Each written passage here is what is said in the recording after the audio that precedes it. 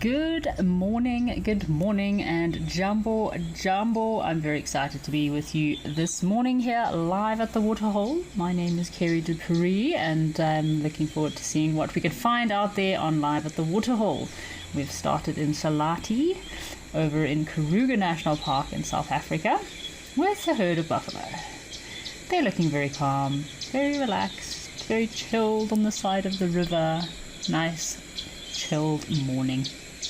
Leopard lover, hi everyone, good day. I hope you're having a lovely day. It's not too rainy here in Johannesburg. I've just landed back from Kenya. I had a great time. The weather's quite nice and overcast here in Johannesburg in South Africa. Leopard lover, apparently leopard lover loves watching their tail flicks. So cute. Yes, leopard lover. There must be lots of flies out and about today. Very hot day, obviously in Salati.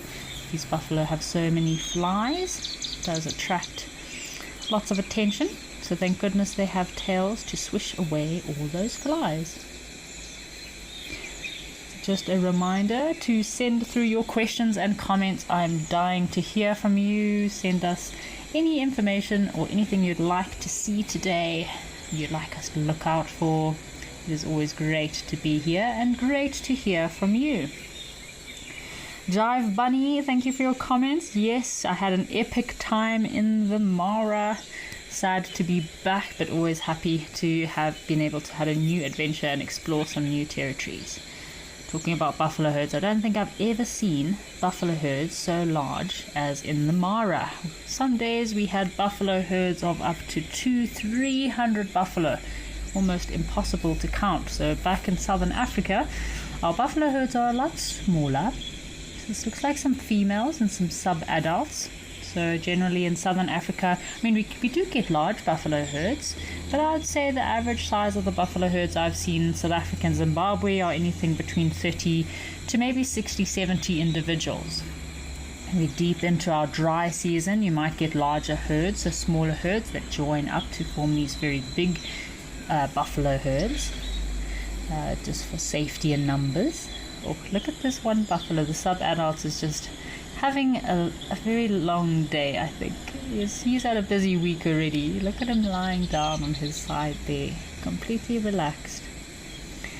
Got lots of ox peckers. They're also busy picking away at all the little parasites that might be harbored on these buffalo skin.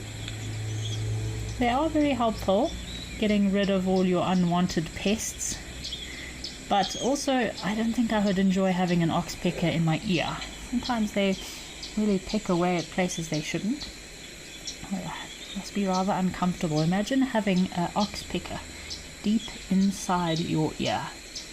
Now, I know with all animals they do get nasty ticks stuck quite deep down in their ear canal sometimes, which can be a problem. So it is good that the ox pickers get into their ears to remove those little unwanted ticks so they don't get lodged in their eardrum, but a little bit uncomfortable. It's a perfect spot for this little herd of buffalo to be resting on these riverbanks. Hopefully safe away from the lions. I can't see any males here. Should be at least one buffalo bull. Right, well, let's go across to Rosie's pan, see what's happening on one of our other locations in South Africa.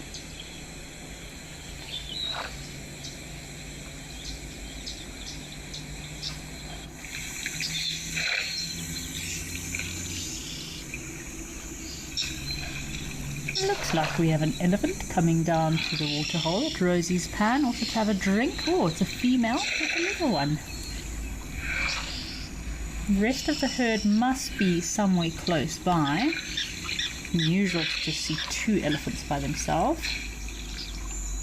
Got another comment from Ollie Verge. Says, good afternoon from Johannesburg. Hello Kerry, nice to have you on Waterhole, live at the Waterhole stream today. Ollie Verge, thank you. It is great to be back. I'll be on live at the Waterhole until Thursday. So looking forward to getting back into it. I've been out of live at the waterhole for a bit, so if any of our viewers want to send through comments of your favorite sightings over the last couple of days or the last week or so, I'd love to hear what has been going on. I haven't had a chance to catch up with Africa, see what's happening at their locations, so I'd love to hear from you. Got another comment from Trixie Rose. Says, hi Earthlings. Oh, I love that, Trixie. Kerry, I love the Maasai grab, and you were wearing in Kenya. So my our shukas. We had our shuka Wednesdays. We enjoyed wearing our traditional Kenyan shukas. And of course I did have one of the ladies in camp. I borrowed a very beautiful neck piece. It was quite a heavy thing to wear though, so I did not wear it for very long. But yeah, over in Kenya, I do love the very thick culture, very strong culture, very vibrant colors.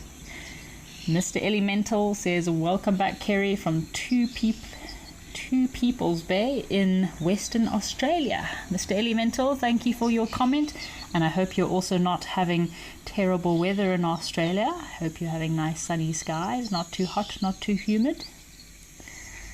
And another comment from Milas Krand says, thank you so much for an amazing adventure in the Mara, Kerry. Milas Krand, thank you for joining and watching. We had, I can't even tell you, our sightings we had were absolutely incredible. Not as many elephants as we'd normally see in southern Africa. So our elephant population in the Mara is roughly only about 3,000 to 4,000 elephants. So you wouldn't see as many elephants there as, for example, like here at Rosie's Pan, or while you're on safari in South Africa, Zimbabwe, Botswana. But I mean, there's not much vegetation around for them to feed on.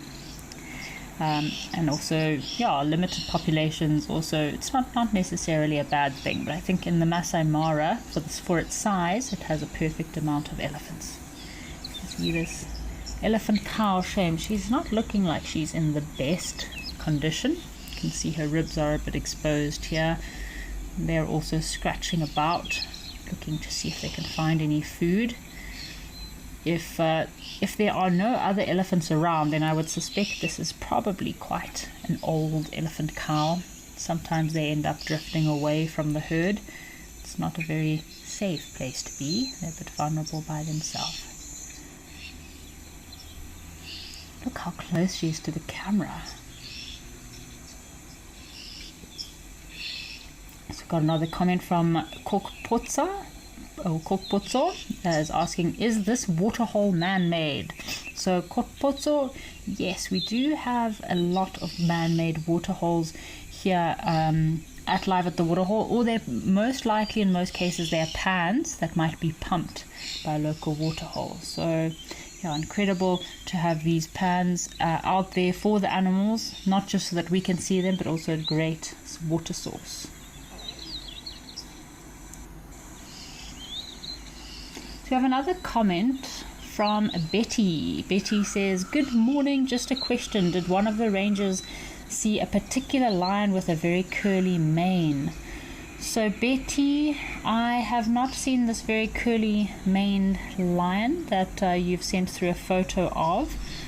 Yeah, unfortunately, we were located in the southeast of the Mara.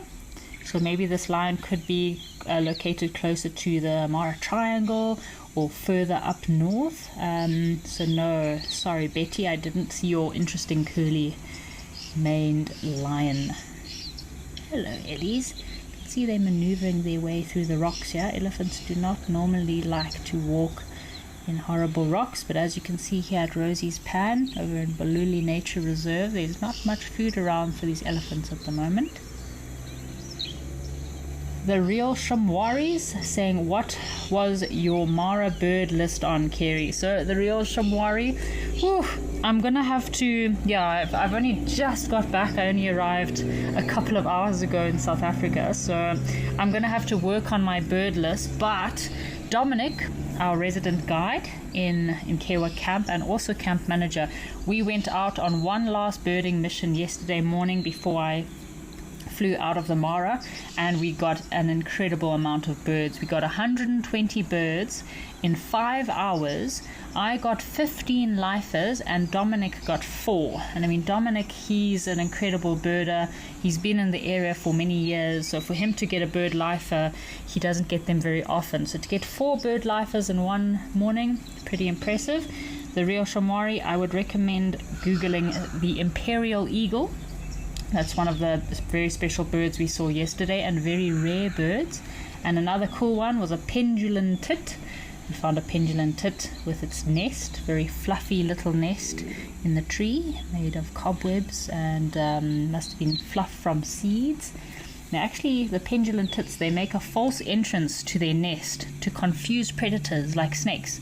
So the snakes will try to go into the entrance, but there's actually 2 entrances. So very interesting to see that little pendulum tit nest. And imperial eagle, some very unusual birds I've never seen before. Pygmy falcons, or pygmy falcon, which was my first pygmy falcon. So yeah, the real Shamwari, hopefully by tomorrow I should have a good count on what my final life list was for the Mara, as well as my Mara list of birds. As soon as I've managed to catch up on all of my bits and bobs here and there. So we've got another question from Lelua Pala. So is asking, is Rosie's Pan situated in South Africa? So Lua Pala, so Rosie's Pan is situated in Balule Nature Reserve, which is actually not too far from Kruger National Park. So it's in the area of Kruger National Park. It's a very beautiful area. I know lots of guides that have worked in that area in Balule. And yeah, it's very special, iconically known for their elephants, lots of elephants, very good lion sightings, and periodically some leopard, very good leopard sightings too. So we have a question here from Kasian from Zimbabwe, and he's asking, do elephants chew the cud? So Kasian, no, elephants are not ruminants like buffalo and kudu and nyala. Elephants have only one chambered stomach. They don't have a very good digestive system though, elephants. They do need to eat quite a large amount of food within a day in order to sustain these large bodies of theirs. I mean, a big elephant cow like this is probably weighing between 2 to 4 tons. A big male can weigh up to about 8 tons. So they only digest about 35 to 45% of their food is actually digested. And no, they do not chew their cud. I have another question from Milak Strand is asking, Kerry, did you ever get to try the sausage tree beer? So unfortunately, I did not get to try the Mulatina beer. I'll have to ask Marcel if he can bring some back for me. So in Kenya, I didn't know that in Kenya they do actually make beer from sausages. Apparently they make this beer from sausages in Zimbabwe too. So any of our Zimbabwean viewers out there, if you are watching and you know of a beer in Zimbabwe that's made out of sausages, please let me know. I did not know you could make beer from sausages. So no, I didn't get to taste the Mulatina. It's a traditional beer made, so it's not very easy to buy. You can buy it online though, so very interesting. Hey, look at this little guy. You can see he's pulling off all the leaves of this tiny shrub. Doesn't seem to be very successful. There's not many leaves on this little shrub. So Sanjeev Roy has sent through another question. Kerry, alive from the Mara, made David, Big James, Marcel, and are very dear to us. Oh, Sanjeev Roy, we have a great team there in the Mara, but I did meet Timothy yesterday at the airport, and I'm sure you're going to have a great time with him. He's an incredible guide. He's had a lot of experience working in the Mara. I think he said he had worked in the Mara for about 12 years, so I'm sure you're going to have a great time with him, and I will catch up with him soon, probably later on today, share as much information as I can about all the lions, the leopards in the area, all the family dynamics, Black Rock Pride, the Sand River Pride. It's incredible how much we got to see. Hey little guy, so you see how this elephant is using the tip of their trunk, the very dexterous tip tip of their trunk that they're able to maneuver and pull little pieces of vegetation off of these branches. There's not much food around at the moment. Some of our locations in South Africa haven't received any rains yet. I have another comment from Moonlight at Midnight. Is apparently watching live at the waterhole while wrapping Christmas presents. That's not a bad idea. I think I might be watching. I might do that. Watch live at the waterhole while wrapping Christmas presents. It's that time of the year. The festive season is approaching. Can you believe it is almost Christmas time? It's crazy how quickly time passes. So obviously in the Mara we were in our short rainy season, so it's quite unusual for me to come back. It's a bit dry in Southern Africa, although I know in Johannesburg we've had a bit of rain. I know Zimbabwe has had a bit of rain in a few locations, but here in Balule they don't seem to have had much rain. I know our locations last week over in Chitwa, Sandringham and Mabula is also experiencing some rains, but Balule Nature Reserve looks very dry. So Leopard Lover has commented that Tim is awesome. He has done safaris, live safaris many times before. Yes, I believe Tim used to work with Wild Earth, so he knows the system and how everything works. So I think you are all going to have a great time with Tim in a very special area around Nkewa camp. I was just saying to someone yesterday, I didn't expect to fall in love with Nkewa so much as I did. It really is a special location. Catherine, thank you for the welcome back. I'm excited to be back here live at the waterhole, seeing what these mischievous little animals get up to out and about. Shame it's so dry out there. These elephants are really struggling. Right, folks, well, let's link across to one of our other locations that's hopefully not as dry. Let's go across to Tembe, see what's happening at Tembe Elephant Park.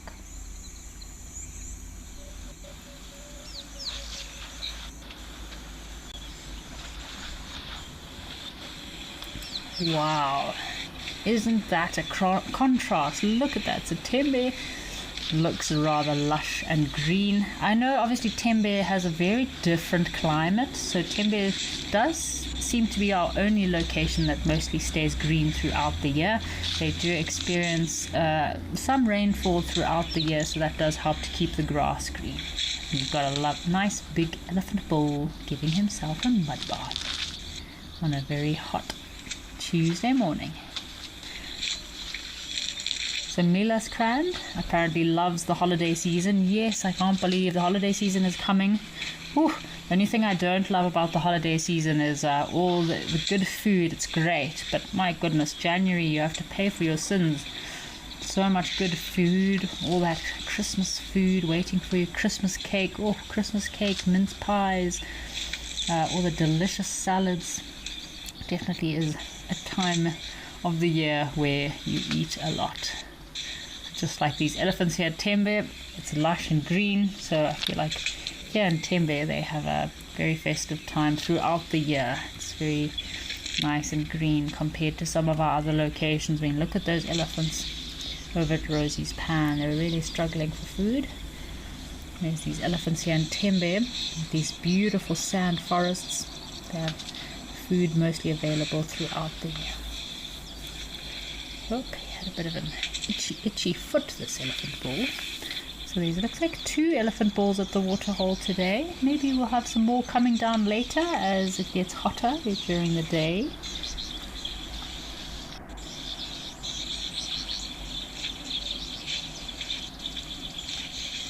So Triz, we have a comment from Triz saying there is no beer made from sausages here in Zimbabwe, but from traditional plants like sorghum and millet. So Triz, when I heard that, someone said to me, oh no, but also I think we were actually on a drive and one of the viewers commented that you do get sausage tree beer in Zimbabwe. And I've lived and worked in many different parts of Zimbabwe, especially in game reserves, and I think if there was a traditional sausage tree beer in Zimbabwe, I probably would have heard about it. But yeah, our traditional beer that we get in Zimbabwe has a very unique taste to it. We call it chabuku,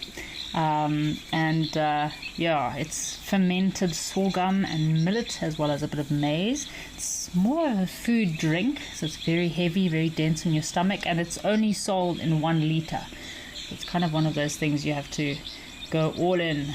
You can't, yeah, but mostly a lot of people I know, guests we have, don't really like it. It's got a very pungent taste. Chibuku beer. Right, what are these elephants up to today? Seems like he just chased away. Is that a hardy doll? Don't see our Egyptian geese out and about.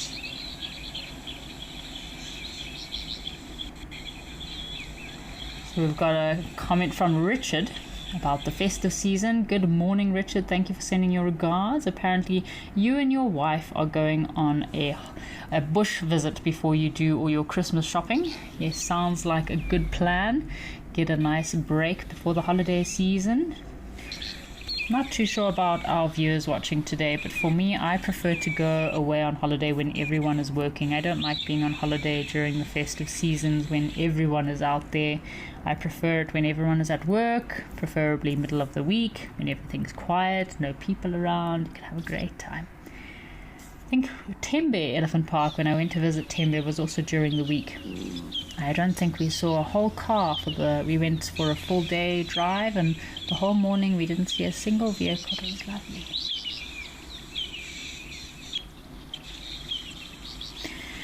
Alrighty folks, well, let's head across to Olifants River, see what's happening in a different part of South Africa.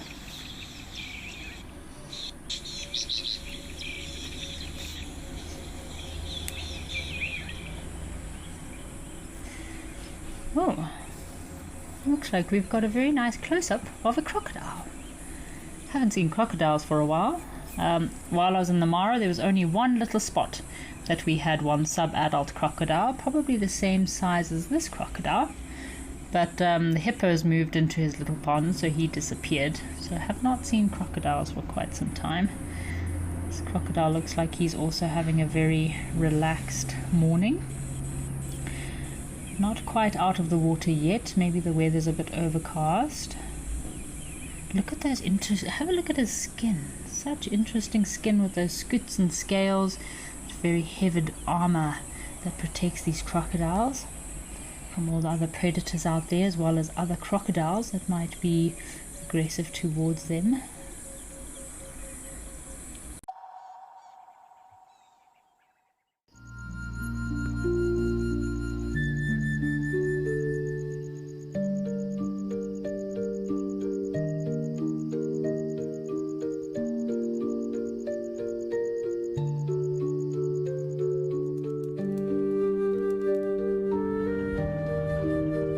This unfolds in front of you.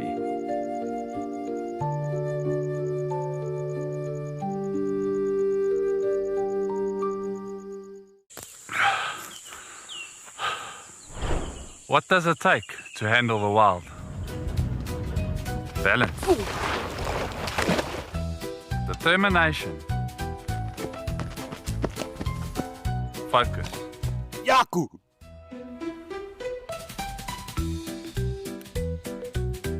And gear that can take a beating so you don't have to.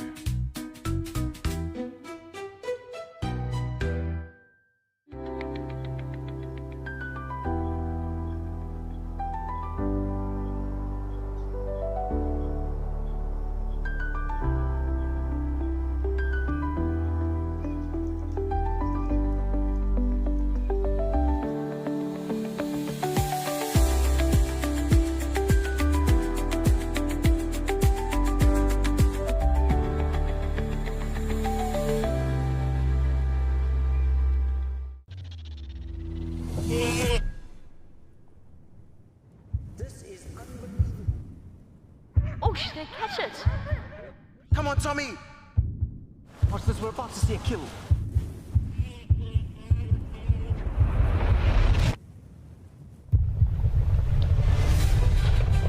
You can see how close he is from where I am.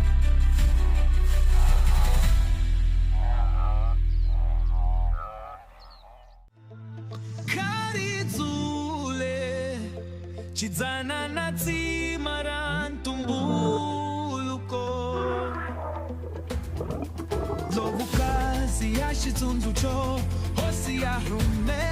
How cool is this?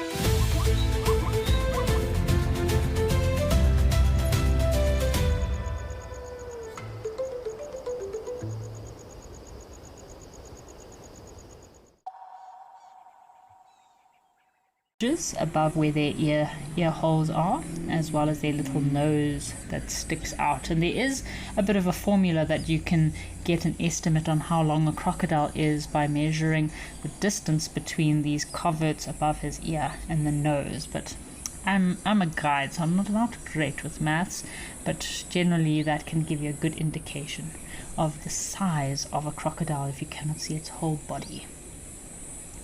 So Catherine apparently would love to try Marula beer. Okay, Catherine, I will have to arrange some for you.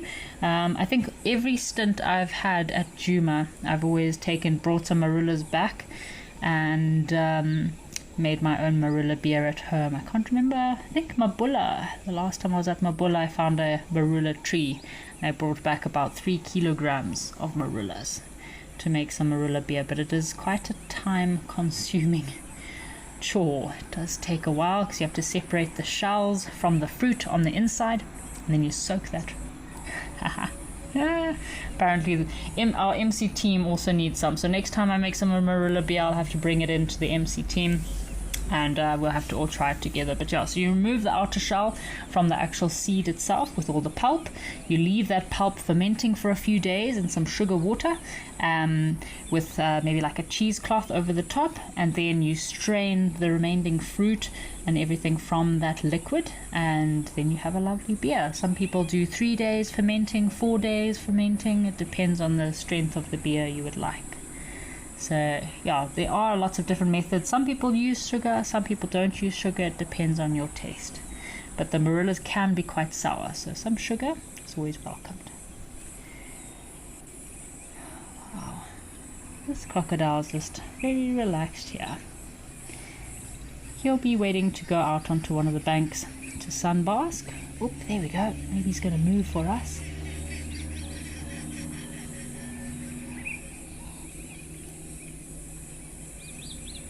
He's going to come up onto a bank. So we've got another question from Marius, is asking, where are crocodiles in the Olifants River? So Marius, you'll probably find crocodiles throughout the water system on the Olifants River. So a bit of a breakdown. So the Olifants River runs right through Kruger from west to east, joining the Limpopo River at the Mozambique border.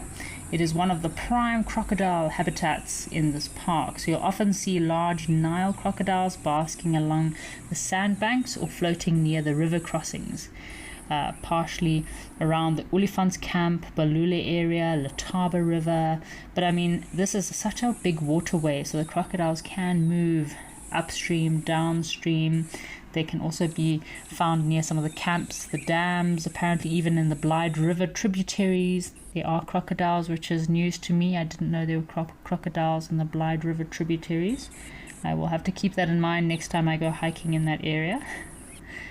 Hey, so obviously the temperature's warmed up a bit. This crocodile's feeling a bit more comfortable to come out of the water, lie in the sun. The real Shamari apparently loves Marulas, and yes, the real Shamari, I do love Marulas, but I do find that very tart, sharp taste. You can eat 2 or 3, and then after that your mouth kind of becomes a little bit, you can feel your glands are slightly overwhelmed with the tart taste of the Marulas. Penelope Kenyon, apparently Marula cream is waiting for Christmas. Yes, Marula in your coffee in the morning while on safari or when you're out camping. Oh, nothing better than a little tot of Marula in your coffee or hot chocolate, even over your ice cream. Great to put that Marula over your ice cream. Nice little extra flavor there. Look at those teeth of these crocodiles. So crocodiles have a 4-chambered heart, which is quite rare amongst reptiles, and this is what allows them to be so efficient in using oxygen. So it helps them when they are underwater for very long periods of time. So so that they can hold their breath for very long periods of time, also while patiently waiting to make a kill. See that powerful tail of theirs, very muscular. It provides a bit of a rudder and a very strong propellant and a thrust for them, and that is what helps them burst out of the water at very high speeds in order to capture their prey. These riverbanks along the Olifants River are also perfect nesting grounds for crocodiles. I know over in Tau there were some crocodiles mating there not so long ago, but I kept thinking, where are they going to nest? Because at Tau it's very rocky, rough terrain, and crocodiles need to have these nice soft sand banks next to the river in order to dig a hole and bury their eggs inside that hole.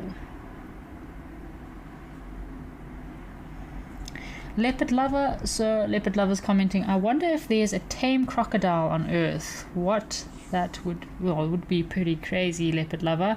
I'm sure you all know of Steve Irwin and some of these crocodile enthusiasts that have crocodiles in their backyards, and I think crocodiles have a behavior, they have a trainable behavior, and in some places, I mean, I don't necessarily agree with it, but same as with Steve Irwin and some of these crocodile enthusiasts, and at these crocodile parks and farms, they can train crocodiles with sticks and feeding them with pieces of meat. I mean, it's not something I really support or am interested in, but yeah, there are some crocodiles that can become more used to people, but they're still a wild animal at the end of the day.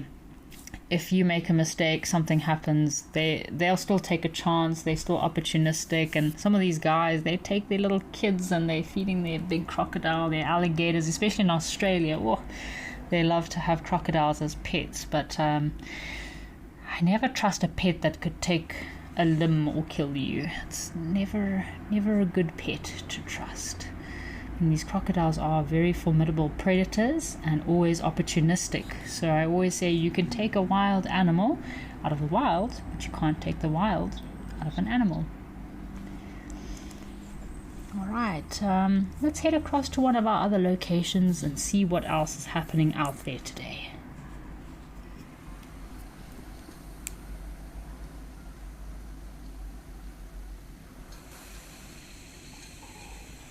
Ooh, hello! We have a hammerkop here and a new location for me. I have not seen this location before, so great to have a new location in the Serengeti and a little hammerkop that is waiting for us. It's obviously got a slightly itchy neck.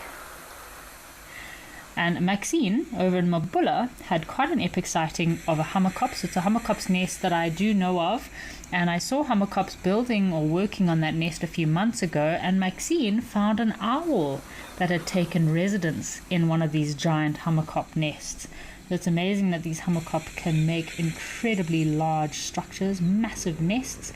And I didn't know, I mean, obviously I've seen Egyptian geese. I do know Egyptian geese will take over a hammerkop's nest, no questions asked, but I never thought that it would be a good place for an owl. You can hear the frogs calling. Perfect food source for these hammerkops.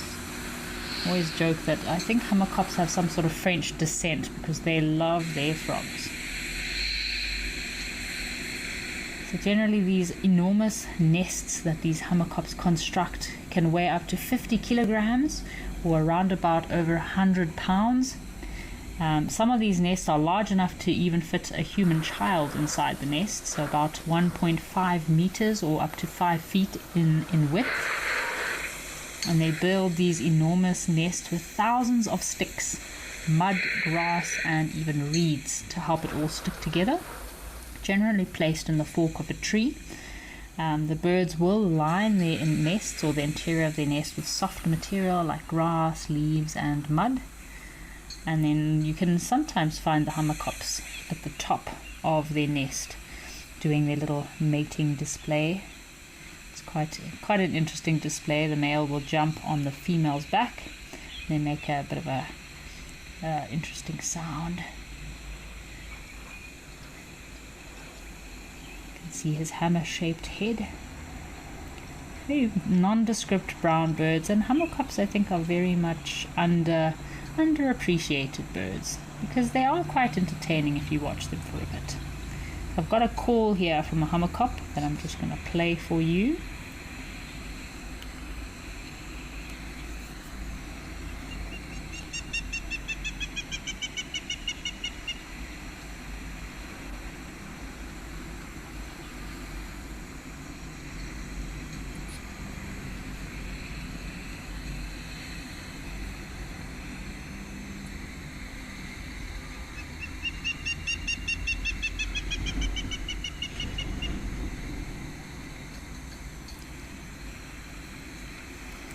Very interesting call that these hammerkops have. So they're always found near water, wetlands, rivers, and in flight it has a very distinctive deep wing beat and may occasionally soar very high.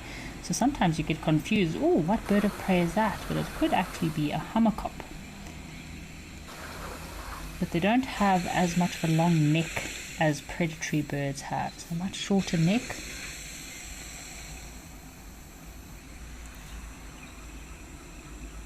So Milaskrand has commented, hammerkops are awesome. Yes, hammerkops are rather cool birds.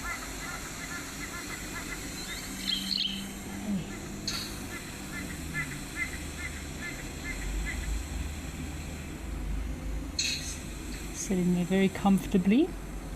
Obviously a windy day.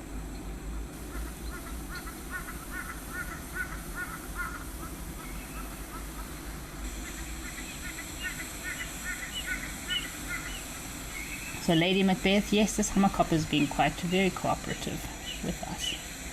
Just sitting perfectly. So normally you find them solitary or in pairs, male and female together.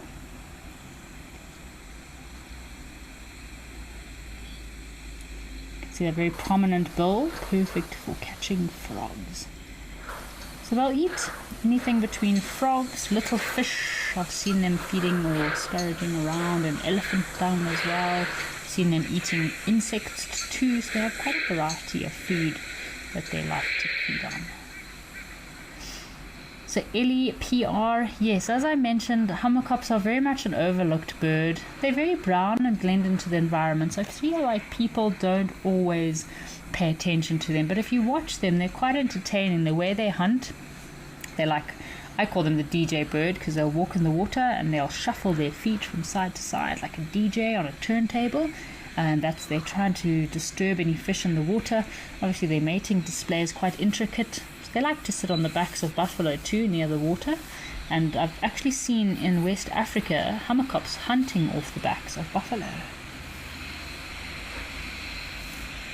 So leopard lovers asking, do hammerkops have two entrances to their nest as well? I thought the guide told us that once.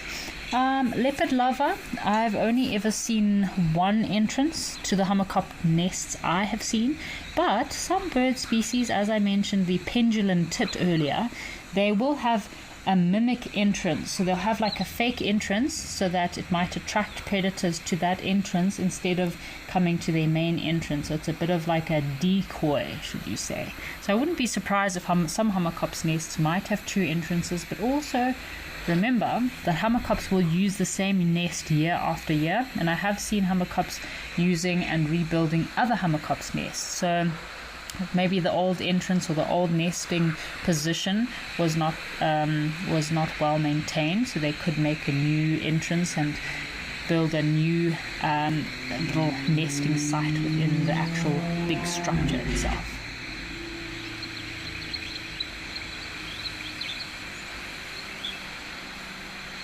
So another question from Moonlight at Midnight is asking, what is this hammerkop resting on? Hope it doesn't get its foot stuck. Moonlight, this looks like, unfortunately, it could be a part of a wheel. It looks like a wheel drum, and these holes do look quite small, so it's probably, I would guess this is the outlet for where the water is coming out at this pan. Often what happens with elephants and buffalo is they like to break the pipes of these water holes, so they probably just put this here to protect the outlet from being destroyed and broken by elephants. Because elephants, they can smell water underground, even at very deep distances, and they'll often dig up these water pipes and end up destroying the water itself. In Botswana, there's some main pipelines that run along from north to south of the country, and the elephants have destroyed lots of these sections of the pipes where they join and meet together, forming these little artificial waterholes all along this pipeline. And they can be quite a nuisance sometimes. So this hammerkop I was hoping he would be a little bit active for us. Maybe make a hunt. They always seem to catch little prey that's too big for them. It's interesting how hammerkops are very well adapted to different environments. So they do often nest in old birds' nests. So not only can owls raid or use hammerkop's nest, but hammerkops will also use the barn owl's nests and construct it. Alright, let's head across to Victoria Falls, folks, see what's happening in Zimbabwe.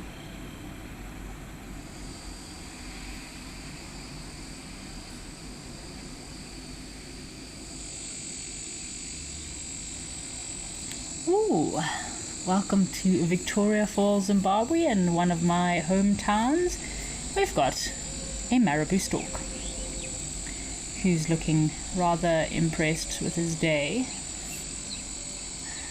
Normally this is a good spot for lots of vultures, lots of marabou storks coming to the vulture restaurant for the lunchtime feeding. So Wildlife Lady says, hammerkops are one of your favorite birds and you love to see them. Yes, Wildlife Lady, sometimes these birds that are not necessarily noticed by people can be rather interesting in their behavior. Oh, we've got some kudu just off to the right. So we have another question from Mahuiti that is asking, is it true that hammerkops use all assortments of materials to build their nests? So Mahuiti, as I mentioned, they'll use a variety of sticks, mud, reeds, grass, whatever they can to get this nest of theirs to stick together. But yes, they will also, I've seen some nests, if they find any pieces of anything, like if they're close to a town or a city and there's pieces of plastic or material, they do also like to decorate their nests, these hammerkops. They're quite, maybe it's to impress the females. What else have we got out here today? So we've got our 3 marabou storks. We've got 2 blacksmith lapwings. Maybe if we're lucky, sometimes we see some cattle egrets here, some small little crocodiles. I'm not seeing any vultures. It's a bit early for the vulture feeding. I think the vulture feeding is normally at 1 o'clock. So maybe the vultures haven't started coming in yet. I've also seen saddlebill storks here at Safari Lodge before.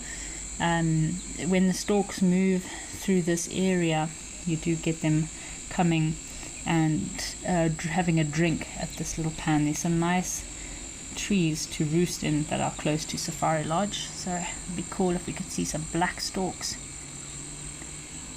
So these marabou storks are, although it's not a true stork, they are in the stork family. So they're widespread across sub-Saharan Africa, especially near rivers, lakes, and open savannas. We saw a lot of marabou storks in the Mara. It's lovely to see such a healthy population of vultures in the Masai Mara. We even saw some white-headed vultures, which I have not seen white-headed vultures for quite a while. Great to see so many white-headed vultures and lappet-faced vultures. Got a question from Mila Skrand is asking, is the marabou anting? So yes, the marabou stork could have been anting. So anting is a behavior that birds will practice. The vultures do it here at Safari Lodge quite a lot. You'll see them lying on the ground with their wings open, almost like completely pancaking themselves. Or in Maasai you say lalakama chapati, so lying flat like a chapati. And they'll let the ants cover on over their wings. They release formic acid, which then helps to add as a bit of an insecticide to remove unwanted parasites. So yes, the marabou stork could have been anting. Look at those long white legs of his. They'll often defecate on their legs to protect them from the sun and also to act as a bit of an antibacterial or a protective layer so that they don't get infected by parasites when at kill sites.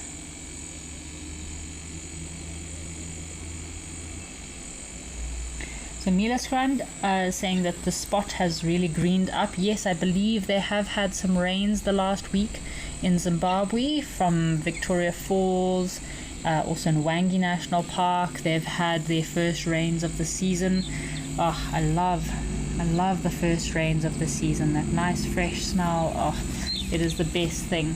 I found the first rains we got in the Mara, the smell is very different to in southern Africa. So obviously in the Mara there's lots of grass, so when it does rain you get more of a wet grass smell rather than a dry earth water smell. It's just very special, that smell of the first rains, which I believe there is a perfume company that does make a fragrance that is very much similar to the first smells of the rains when they arrive. It's a beautiful smell. These marabou storks busy grooming himself. So although these marabou storks are known to be scavengers, they eat almost anything. Carrion, fish, frogs, insects.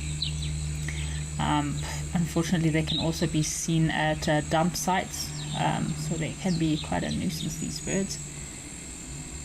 They'll often follow vultures, hyenas, and wait to see if they can clean up at a kill site. Got that bare head and neck, which is an adaptation that they have for feeding, so that while they're feeding on a carcass, it helps keep them clean. If they had lots of feathers on their head, it would be rather difficult for them to keep all those feathers clean.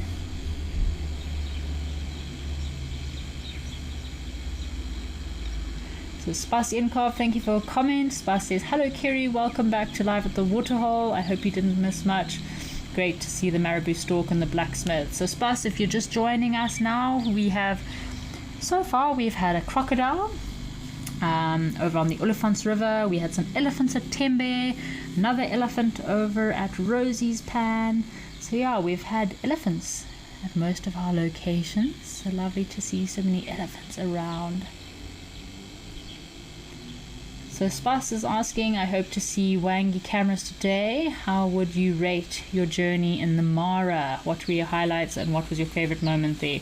So Spas, I'm not too sure if our Wangi cameras are operational at the moment, but we'll definitely have a check. And it's so hard to narrow down the sightings in the Mara. It's a question I've been asked quite a lot over the last week.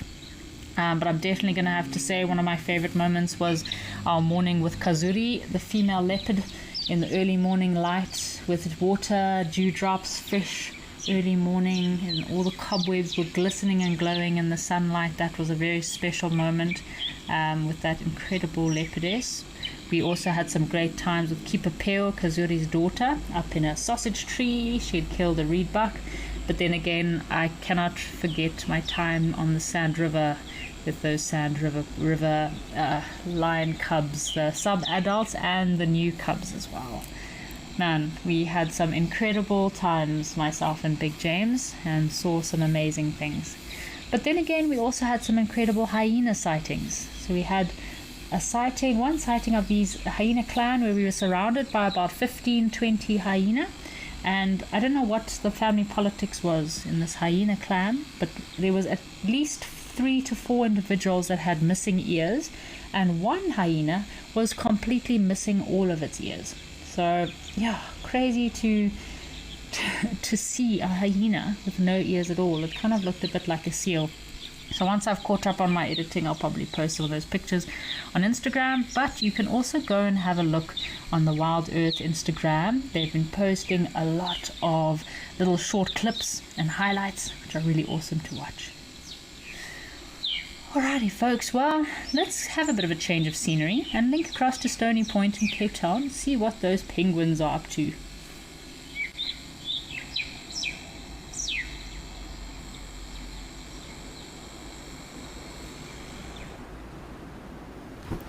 Ooh, looks like we've got an unusual little agama here.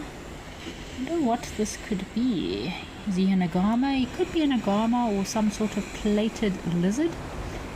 It's very unusual to see lots of little lizards, or it could be a girdled lizard actually. What is this little, yeah, so it looks like a girdled lizard. It's amazing in Cape Town here we have such a variety of little lizards and little creatures that I never even knew existed. So it could be one of the girdled lizards, and it's a species of lizards that are mostly rock dwelling. It's native to these regions in South Africa. What is he looking for? He'll probably be feeding on tiny little insects. Tiny little creatures moving around on the rocks. Cape girdled lizard, I believe. Look at his colors. Look at his back. I would not want to be a predator and try to eat this little creature. Look how spiky and spiny his back is. So it is indigenous to the Southern Cape regions of South Africa, where it inhabits these rocky outcrops, very mountain summits. And they evade predators by wedging themselves into the firm rock cracks. So as soon as a predator comes, so their predators will be any big birds of prey. As soon as they come, they quickly shoot into the rocks. What an interesting looking little creature. Now imagine if this lizard was about 500 times the size. You can imagine what dinosaurs used to look like. It's rather unusual. So in autumn, in the autumn season in Cape Town, the females give birth to normally 1 or 2 little baby lizards, which stay very near to the mother for the first year or so. And they can often be seen sunbasking on the tops of these prominent rocks. So he's sunbasking himself, but the minute a predator comes close, he'll shoot into the rocks. Good little protection zone. Oh, I saw my first bush hyrax yesterday. Very exciting to see a bush hyrax over in Kenya. I've only ever seen tree hyraxes, so that was rather lovely. Right, so we have some more comments from Chrissy from the UK. Chrissy says, "Hi Kerry, loved your Mara moments. We'll miss them. Nice to welcome you back." Thank you, Chrissy. I had an incredible time in the Mara. I would love to go back any chance that I have, but yeah, cherished every single moment, and we were super lucky to be based out of Nkewa Camp, a very private part of the Mara, and we had a lot of areas that were very much low traffic zones, or areas that were sort of closed off because of the high rhino population within those regions. Some of these areas are more closed off and more private, so we had a great time. Mercedes Bean, thank you for joining us. Greetings to the Wild Earth crew and chatters. Happy Tuesday. Thank you for joining us, Mercedes Bean. And we've got another question from Milas Krand. He's saying, "Seeing all of these cubbies playing on the beach of the Sand River was charming." Yes, it was very special watching those lions. I mean, the one day we could have had 3 feeds going at one time. We had one leopardess, 2 lions lying up in a huge fallen over sausage tree, or fig tree, and then we had some little cubs playing on the branches, 4 of the sub-adult cubs playing on the branches, 2 were up in the branches playing with the 2 that were on the ground, and then we had 3 more little cubs that were playing on the rocks, acting like they were Lion King. It was just too special. Hey little guy, you better watch out for these birds of prey. There's lots of birds of prey out there. So we've got Julian Branscombe is asking what species of lizard this is, and this is a Cape girdled lizard. Right, well, we're going to go check out some of our other locations. Let's head across to Oldonyo and see what's happening in Kenya.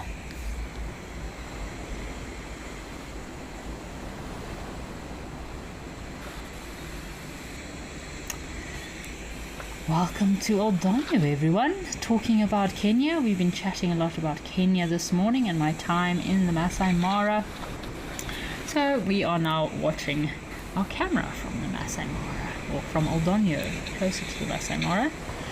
And it's lovely to have been able to see so many of the birds actually live that we normally see here at Oldonyo. Some of the go-away birds, the superb starlings, of course the interesting those wattled starlings, lots of wattled starlings that hang around with the buffalo herds. Oop, looks like a bit of zebra politics going on here. So if you have a look, what I did notice in Kenya, and my only explanation for it with the zebra is the fact it could be male. So have a look. I did wonder this when I was watching Aldonio, why the male zebra have no manes.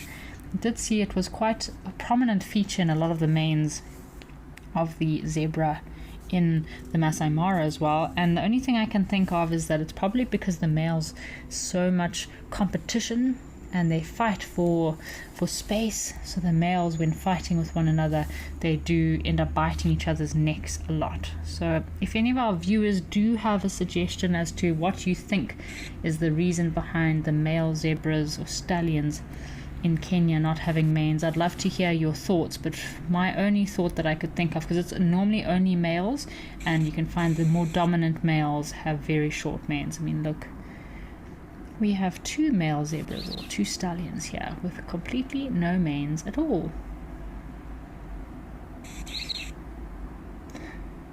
Sanjeev Roy, yes, I do agree with you. This waterhole belongs to the one big boss called 1 Ton. Haven't seen 1 Ton for quite a while. I don't know when he was last seen on the cameras. I'm going to have to follow up with the Africam feed, see what's been happening, but I know he does normally come by from time to time. No elephants today though, which is quite unusual. Normally this camera is filled with elephants. You can see this male zebra on the far left is missing his tail. Again, probably a casualty of a fight with another male zebra. He does look rather strange though, maneless and tailless. Poor thing. Must really struggle. I mean, look at all the flies. They really need those tails of theirs to swish away the flies. Without a tail, you just got a little stomp flicking around. It's not very useful. Hey guys, anything else out there today? It looks like this waterholes, obviously, as usual, gets a lot of traffic. And when there's no elephants hogging this waterhole, it is special to see what else comes down. I've seen a cheetah here before. I've seen jackal. Sometimes the jackal come in when the waterhole is quiet. Obviously, you get lots of your oryx, giraffe, impala, eland. There's normally a very busy little spot. Could be lots of barn swallows. Just before I left the Mara, there were lots of barn swallows flying around. Obviously, with all the rains about, disturbs lots of insects, lots of flying ants, lots of food for all of these migratory birds, especially the swifts and swallows. Alright folks, let's head across to Lentore, see what's happening at one of our other locations in the Mara.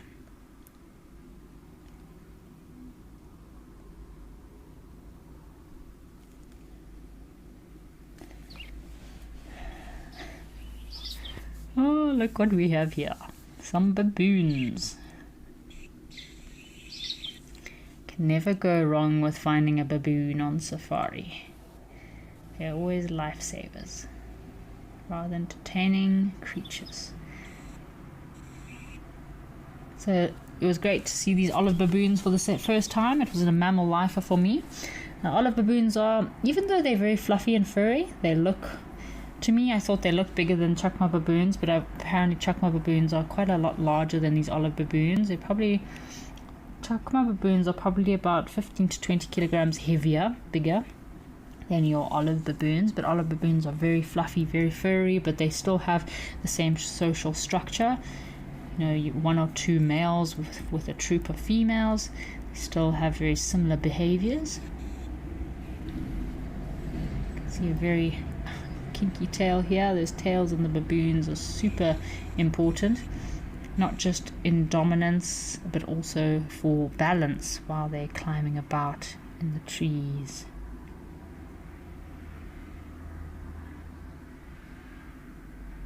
Looks like there's been a lot of activity here at Lentore.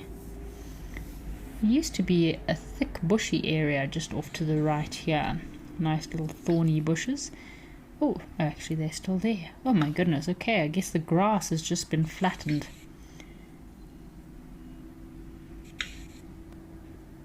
You can see some white-browed sparrowweaver nests in the distance.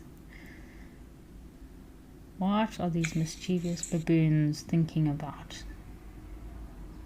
I feel like baboons are always cooking up a plan.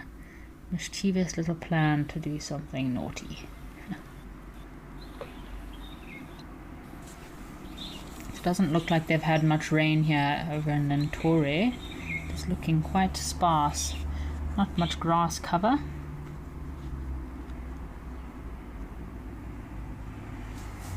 So Ari, thank you for the update on Wonton. Apparently Wonton was seen last week. So glad that he's been around.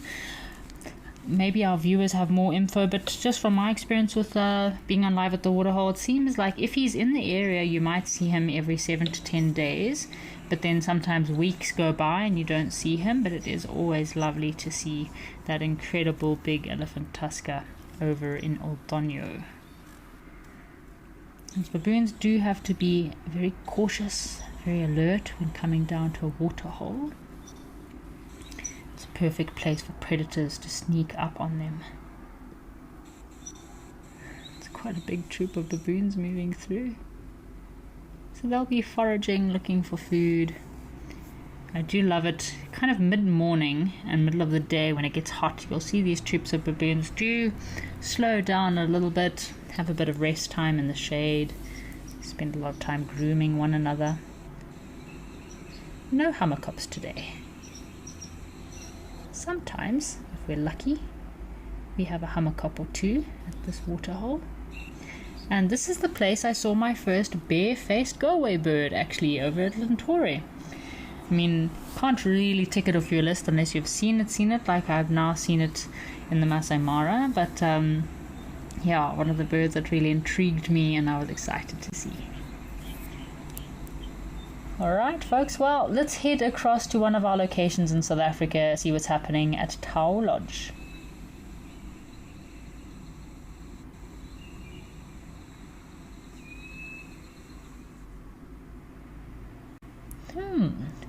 We've got quite a bit of activity here. Have a look. We've got our common waterbuck and we have an African spoonbill. So in the Mara we've got 2 waterbuck species. I didn't see any common waterbuck in the Masai Mara, but we did have the Difasa waterbuck, which again very similar. Just the only difference, obviously, the Difasa waterbuck is lacking of this very prominent white ring around their bottom. The Difasa waterbuck just has a very light coloured backside, but no prominent ring. And also, if you have a look at these waterbuck, they have a more brownish grey colour, as opposed to the Difasa waterbuck, which are more darkish red, or a browny red, tawny. Yeah, and especially in the big males, they've got a very dark brown reddish color to their coat. But I mean, they both occur in very similar habitats, feed on the very same food. Obviously these waterbuck in the dry season, there's not much food out there. Oof, Tau is looking very dry. They really do need some rains. I mean, look, there's not even a single blade of grass on the, if you start moving away from the water. So that is why these waterbuck are taking a chance and feeding on these little marshy islands. Hopefully they will not be taken by a crocodile. Lots of crocodiles in this little pan, but the water, with the water levels drying, it's quite difficult for the crocodiles to hunt. Oh, we've also got 2 white-faced whistling ducks on the left and 2 teals, could be red-billed teals. So white-faced whistling ducks on the left and some red-billed teals on the right. More white-faced whistling ducks. I do love Tau. There's always a lot happening here. So Sanjeev Roy, yes, here at Tau there is some crocodiles around trying to catch some innocent prey. But again, as I mentioned, with this water level being so low like this, it's very difficult for the crocodiles to hunt, because crocodiles need to have deep water that is deep enough to pull their prey under the water and suffocate their prey. But if their prey can stand up in the water, I've seen it here before. There was a wildebeest one day that was almost taken by the crocodiles, but he got away because the wildebeest could stand. So the crocodile couldn't actually suffocate the wildebeest, because because he couldn't get him underwater.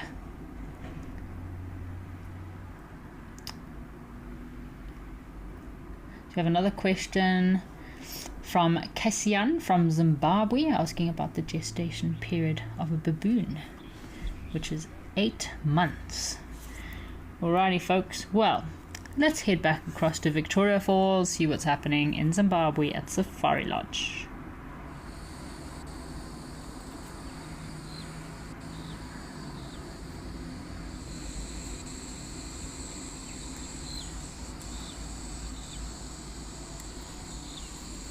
Oh, we have a warthog that hopefully will come and have a mud bath for us.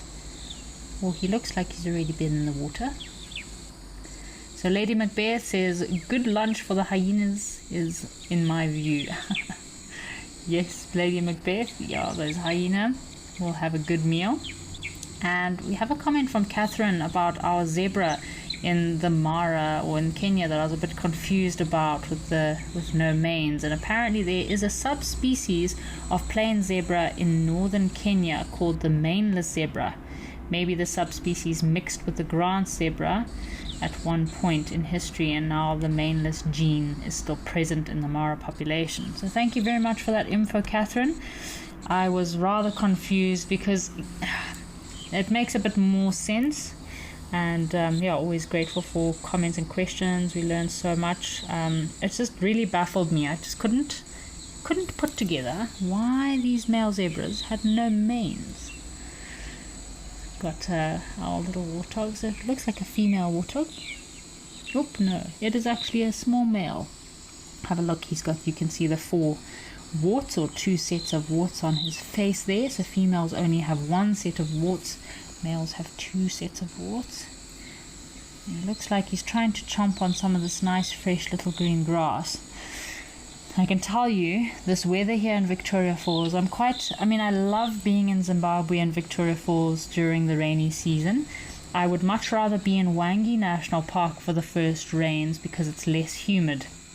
If you are ever planning a trip to Victoria Falls, I would not recommend going, say, when the rains start anytime from November, December, because when it rains in Victoria Falls, you have these huge build-ups, massive thunderstorms building up, a massive downpour, and an hour later it is so hot and so humid you actually wish it didn't rain. So I'm just imagining the weather in Victoria Falls right now. It's probably super hot, super humid, and you definitely sweat a lot. It's quite confusing.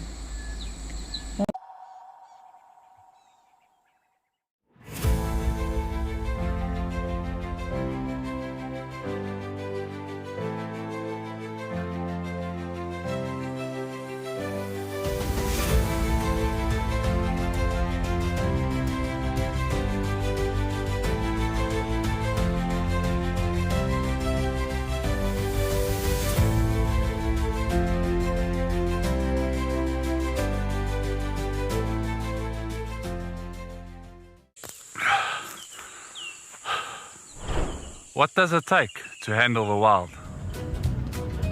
Balance. Determination. Focus. Yaku!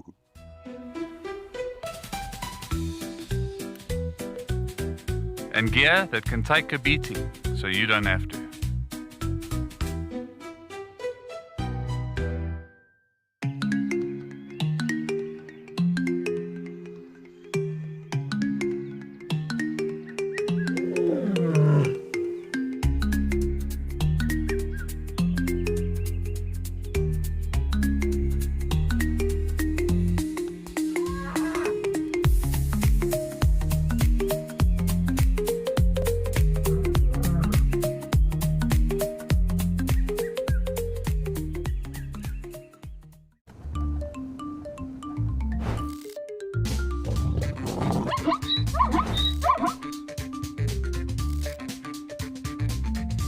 Morning, everybody. Thank you so much for joining us.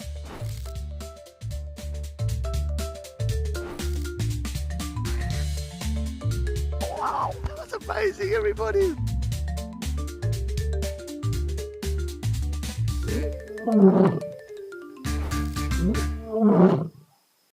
Every month, something wild lands in your inbox. From rare sightings and behind-the-scenes secrets to expert stories, seasonal changes, and exclusive travel opportunities, the Wild Earth Journal is your free monthly mailer, packed with the magic of the wild straight from the field. It's fun, it's free, it's full of surprises. Sign up now on the Wild Earth website.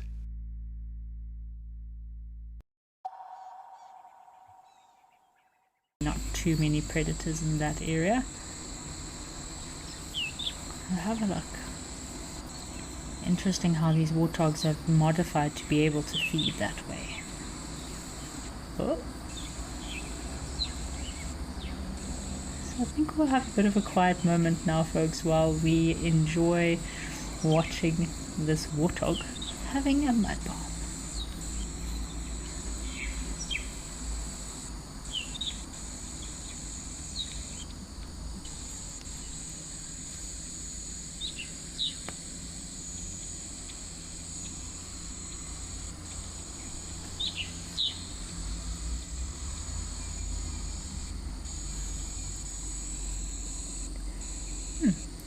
Strange. It's like he was preparing a little mud bath bed for himself and then all of a sudden got distracted.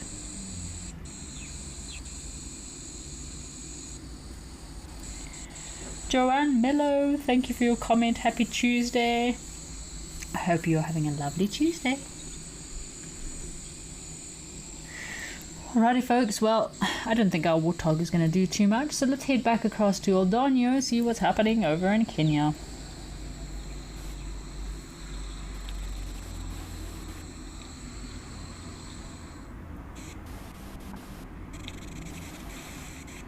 Oh, we've got a male giraffe coming down for a drink. Always a special sight to see.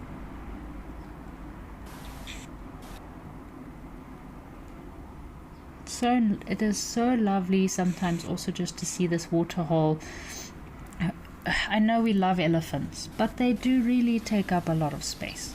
And when the elephants are here, everything else doesn't really get a chance to drink. So I do like seeing waterholes that don't have elephants all the time, so that at least your other mammal species get a chance to come down and drink. Because I mean, if there was 3 or 4 elephants here, these poor giraffes just stand patiently waiting on the sidelines. I mean, no one's going to challenge a big male elephant. So we've got a male that's drinking, and there's also a little female that has come to join him. I saw a giraffe the other day while we were on a drive exploring the western side of the Sand River in the Masai Mara, and he looked like he had a very nasty injury from a fight. I think his opponent stabbed him with the ossicone in his shoulder, because man, shame, this poor giraffe had quite a nasty wound that looked like he had been beaten up by another male. He was feeling a little bit sorry for himself, poor guy. But it's amazing how resilient these wild animals are and how they heal and recover so quickly by themselves.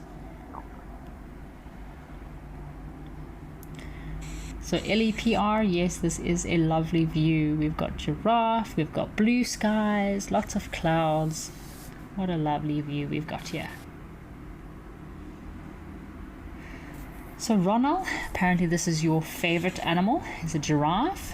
I can understand why this is your favorite animal, Ronald. They are very wise, intelligent, and tall creatures. It's a good spirit animal to have. Very silent too. Oh, very silent creatures. Although they're silent, they do communicate a lot between each other. They have infrasonic sound communications that they use. I always look at a giraffe and you just see that blank stare and you wonder if anything's going on in that mind of theirs. But trust me, there is a lot going on in the mind of a giraffe. And they are constantly talking and communicating with each other. So it's so interesting how this Oldonyo Lodge is located in the Mbirakani Group Ranch. So between Amboseli and Tsavo National Park at the foothills of the Chulu Hills. So this private conservancy offers a very stunning backdrop of open plains, volcanic hills, and of course these acacia or vachelia woodlands. Perfect habitat for giraffe. And these giraffe we're currently looking at are the Maasai giraffe. A species is of course one of the most iconic giraffe, or one of my most iconic species in Africa, and giraffe, besides the big five, are one of the most sought after creatures in Africa, even more so than a zebra, sadly. I thought zebra were quite, I love zebra, they're my spirit animal, but apparently giraffe is more highly ranked as one of the more sought after creatures in Africa after the big five. So the difference between this Maasai giraffe and our southern African giraffe is the irregular spots. So they've got interesting star-shaped patches that are a bit lighter brown, and they have cream channels or cream lines in between their patches. Some of these Maasai giraffe I saw are very, very, very light, especially in the face and head, so a lot more white. And Maasai giraffe are native to southern Kenya as well as Tanzania. But I would love to see the reticulated giraffe. Very dark, prominent spots. And to me it's one of the more noticeably different giraffe subspecies. Two nervous females. Come on girls, come down for a drink please.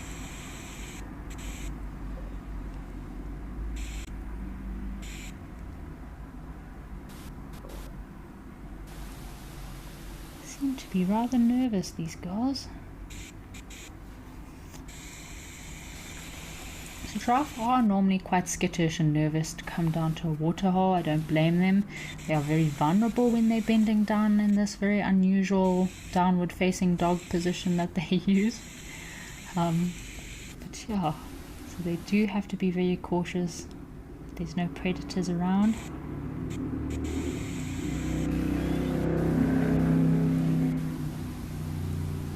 So while we're in Kenya and talking about the Mara, and I was mentioning my bird list from yesterday morning, Dominic and I went out on our last little birding exploration mission yesterday morning. We were only supposed to go out for a few hours and ended up being out almost until my flight, so I had to quickly get back to camp and rush off to the airstrip. But some of my bird lifers that I got yesterday was a very exciting day. We got 120 birds in total in 5 hours, and some of my bird lifers were white-fronted canary, the African pendulum tit, the African grey flycatcher, yellow-bellied eremomola, your red-throated tit, bush-felt tit, white sawwing, Eastern Imperial Eagle, which was quite an interesting one to identify, pied wheatear, pygmy falcon, a Sambiro barbet, a rufous sparrow, and the Von Dickens hornbill,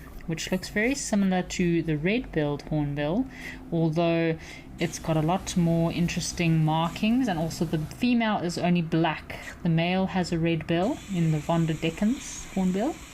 The male has a red bill and lots of black and white, whereas the female only has a black bill. So you'll probably see here in Naldonio, I haven't seen one yet, but you might find this Von Dickens hornbill in this area too. So very exciting to get some new bird lifers. 15 bird lifers that I managed to get yesterday. Thank you to my good friend Dominic. And amazing to see some of these birds. I didn't see some of the widers that I've seen here, so I haven't seen the straw-tailed wider yet, or the steel blue wider, which are two bird species which we have seen one day here live at the waterhole. We actually saw them at the same time, and it was two wider males fighting with one another. We've got some eland also coming to join the waterhole today. These female are rather skeptical, aren't they? Lots of flies. You can see them swishing their tail about. I think giraffe are very fortunate that they have very long tails.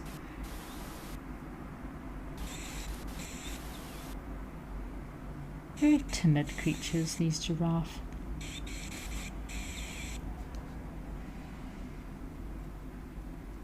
quite interesting with different giraffe species across different parts of Africa. So you'll notice with these Maasai giraffe how they feed in different layers of the canopy. So it's quite an elegant example of how to reduce competition with other browsers. So bulls can often be seen necking and fighting with one another. It's very slow motion battle for dominance between these giraffe species. It's quite a spectacle to witness, especially up in the Chulu Hills with that incredible background. I wonder why everyone is so nervous. Maybe there's a predator around.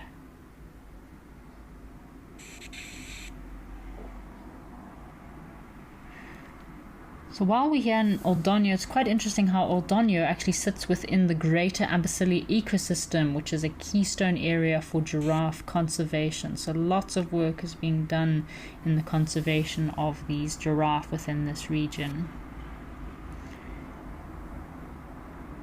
Big Life Foundation does also do quite a lot of work within this area, so they have partnered with lodges and local Maasai communities in order to protect these giraffe as well as other species. So lots of work is being done in Kenya to protect the wildlife that they have.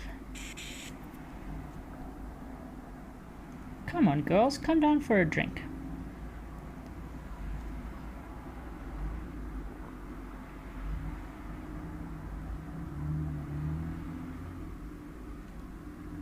So unlike elephants, giraffe don't necessarily form very tight bonds with one another. They have more like a loose family structure. So they won't always stay with the same group for very long. They'll move about, change groups, join another group of ladies here, but you'll always see females together and males. They might form their little bachelor groups, but you can also find big males by themselves as well. But it's in the best interest for female giraffe that they normally should be with other giraffe, especially if they have a little one, in order to protect their young from predators.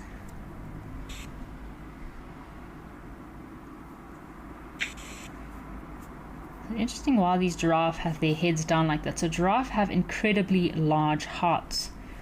The heart of a giraffe can weigh about 10 to 11 kilograms, and that's in order to be able to pump the blood all the way up to that neck and head of theirs. So interesting. And when a giraffe does give birth, shame, her little one has quite a drop. So she'll give birth standing up, and her little baby giraffe has about a 2-meter drop to the ground. And within an hour, they can already stand, move, and run. And that drop that they experience their first little introduction to life, so very hard life out here for a little giraffe, but that does help to give them their first breath of air. So almost like when humans are born, you get a slap on your back to help you take that first deep breath of air, and that's what helps our little baby giraffe. Thank goodness they are very supple. Their bones are not fused, they're not fixed, they're very soft when they're born, so even if they land on their neck or land on their bones funny, they're still very soft, so they don't actually break any limbs just yet. It takes a few months for their joints and limbs and bones to start hardening up.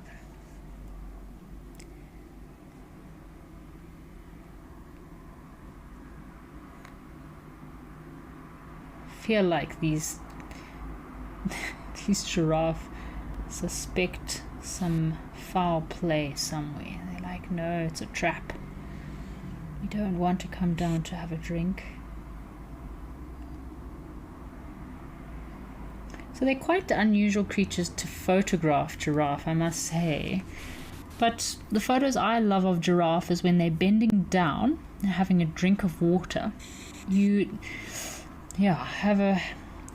have some patience, wait for them, and as they lift their head up, they sometimes curl their tongue and all of this streams of water come out of their mouth. It makes for quite an intriguing photo.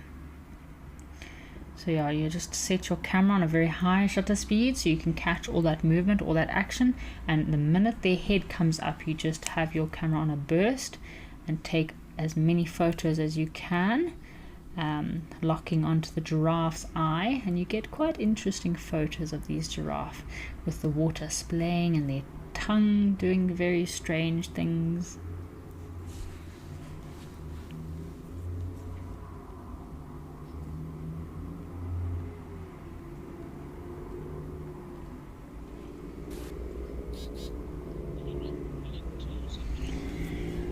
Alrighty folks, well, let's head across to Safari Hook and see if there's been any developments at one of our other locations.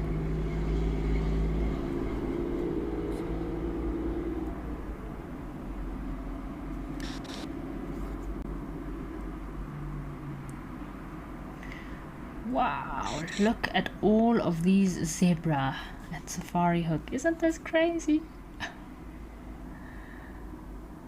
Lots of politics, lots of fighting. You can see obviously in Namibia here, it is still very dry, not much rain, all the dust makes for quite a dramatic photo. Wow.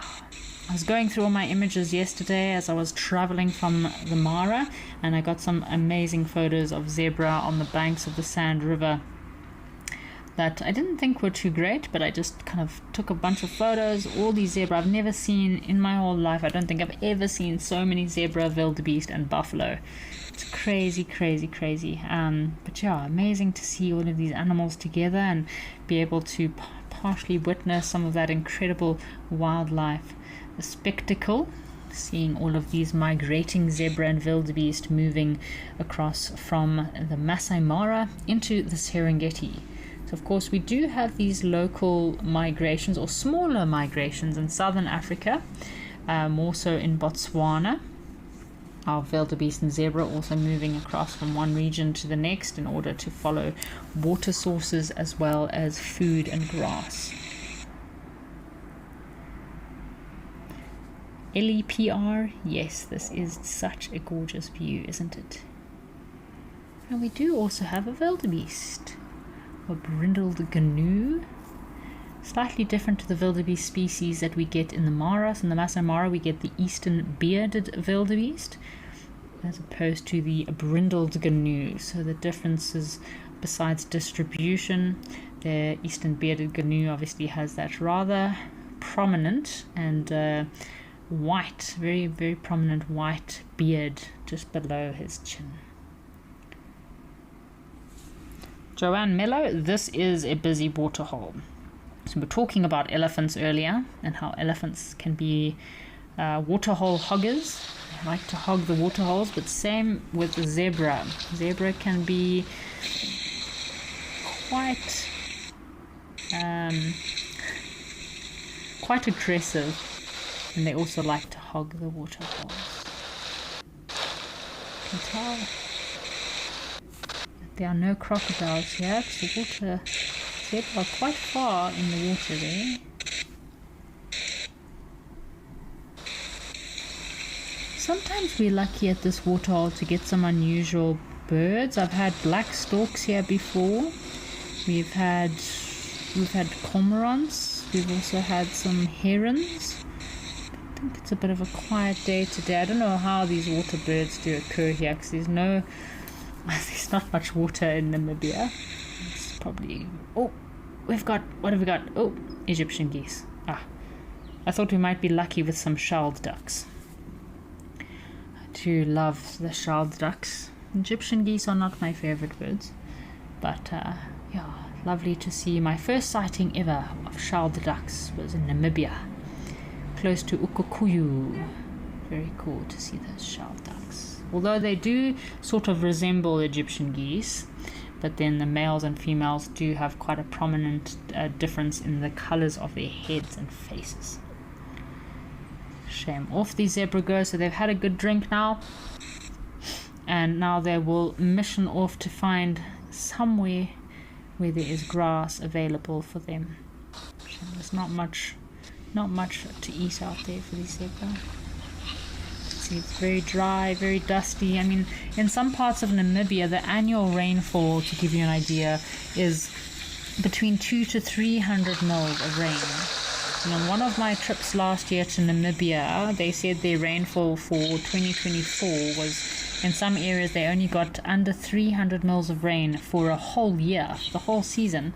Whereas in West Africa, parts of West Africa, I've once received 350 mils of rain in 48 hours.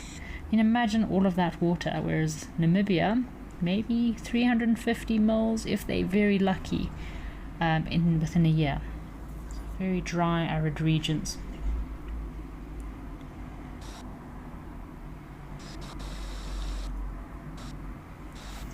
So Lady Macbeth, apparently Lady Macbeth is still waiting to see a black stork. So Lady Macbeth, I saw 2 black storks over in the Masai Mara. Again, I think they're migratory birds. They're coming back from Asia. And I think it was the first 2 migratory birds coming through. Because normally when the black storks migrate through from Europe coming down to southern Africa, they will migrate in massive flocks. So in West Africa, in Odzala National Park, on 3 occasions I've witnessed the black stork migration flocks coming through, and you can get hundreds of them. Anything between 200 to 500 of these black storks that they just spend the night over, and then the next day they are gone. So they normally arrive late in the afternoon. You can see them roosting up in the trees, and then the next day they continue their migration route. So amazing to see these migratory birds. Another interesting migratory bird I saw in the Mara was a European roller, which was quite exciting. See just one European roller by itself. So again, I think he was migrating. This is a perfect stork tree here. I think this is a great spot for a little stork to sit up on, or an egret. Our Egyptian geese are probably chasing any other species that might want to come to this pan away. But great little spot for some storks. I think on this left branch is where I once saw a black stork. Okay, not much water available in Namibia, so if the storks are migrating or moving through and they do find any water source, they will definitely stop for some time, have a drink, rest those wings of theirs before they continue their migration routes.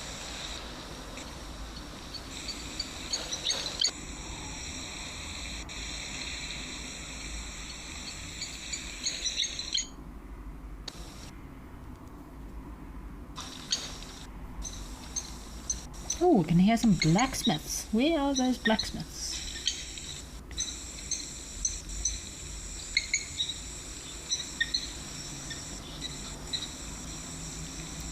Do love the blacksmith lapwings. Can help you. Oh, there we go. Just on the left side of this little island here, little blacksmith lapwing.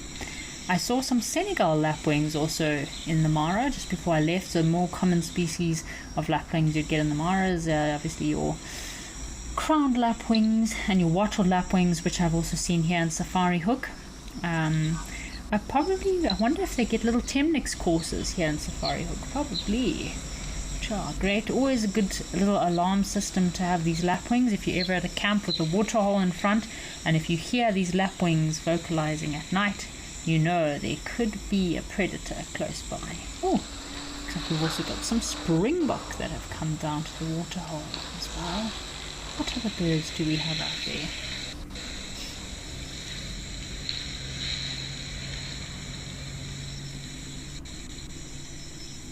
Oop, there we go. Hello, I think we have our black stork here. How epic. Lady Macbeth, I hope that you are still watching so you can tick your black stork off of your list. Wow, check out this guy. We were just talking about you. And there looks like there's also some Namakwa doves flying and frolicking in the background there. Wow. I don't know if this is a resident individual. It shouldn't be. I mean, they're mostly Palearctic migrants, so they do move through, migrate from southern Africa all the way up to Europe, Asia. He is resting one of his legs, so storks will often do this behavior. They will rest one of their legs. It's a very hard life they have out there, standing for such long periods of time. But yeah, what an awesome sighting for the day. I get very excited with these black storks. I love storks. I mean, yellow-billed storks are very common, but black storks and white storks I do get rather excited about. Just imagine them. I mean, they've traveled such a far distance, and you often see incredible photos of storks in Europe and Asia while they're nesting, and it's just very special.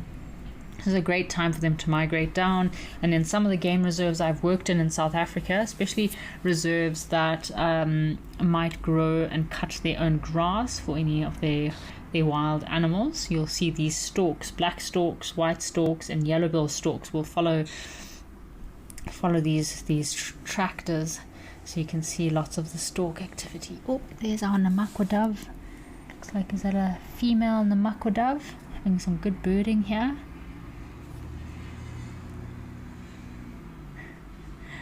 Do love the male Namakwa doves. They have quite an interesting color when they're flying or landing or taking off. They've got a very interesting rufous color on their wing that can sometimes confuse you. But yeah, very beautiful little Namakwa doves, and great to see our black stork. You can see his very prominent red legs, a red bill. Does look like he's got one leg, doesn't he? Look strange.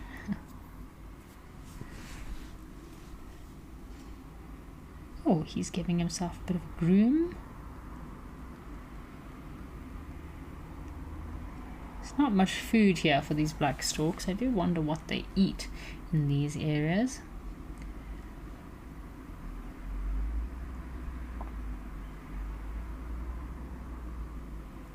So what is he up to?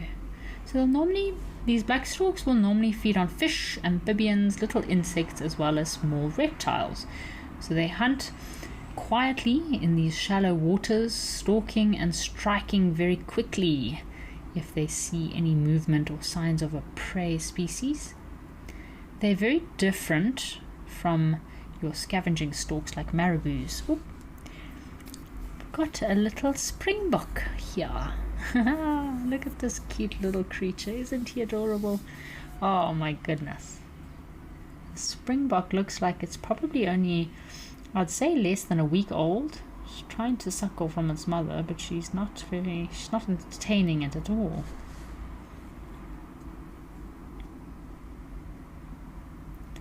Hope they are part of a herd to keep this little one safe.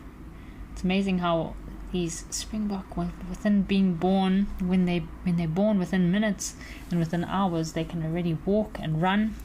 So many predators out there. Isn't he precious? So with the springbok, obviously both males and females do have horns. They're very fast and agile little antelope. Male's horns are much thicker and more prominent than the female's horns. Maisha, thank you for joining. Maisha, who's here also in South Africa. Maisha says, good afternoon, Kerry. Lovely to hear you back on Live at the Waterhole. Beautiful Mara trip, I guess you mean. Thank you, Maisha. Thank you for joining us. It is great to be back in South Africa, but I loved my time in the Masai Mara. It's definitely a trip of a lifetime. Oh, look at those little springbok's giant ears. Looks like he has huge ears. Wow. Saw a lot of little baby Thompson's gazelle over in the Masai Mara. Also very cute, very fluffy compared to our springbok. They are distant relatives, but springboks are not necessarily, they're more closer related to gazelles, but not necessarily a gazelle species. Hey little guy, oopsie, she's licking it, giving it a clean.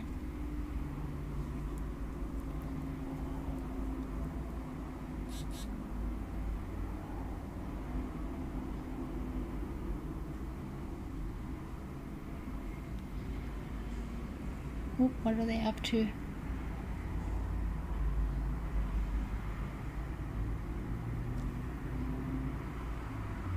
Have a look how these springbok blend in so well to the environment.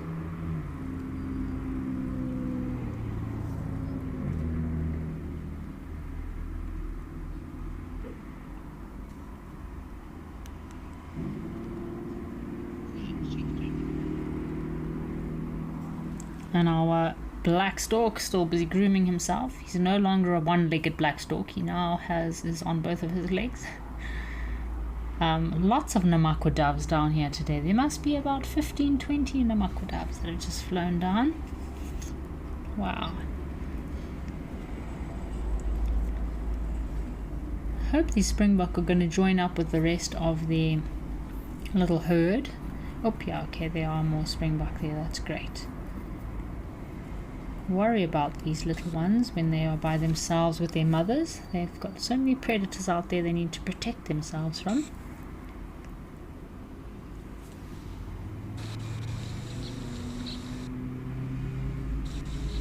So it's interesting, these black storks, many of these storks will follow the eastern, they fly in a bit of an eastern direction via the Middle East into Eastern Africa, while others might use, of these black storks, might use a western route through Iberia into West Africa. So they soar on the thermals, which are air currents, which helps them to conserve energy during those long migration routes that these black storks undertake.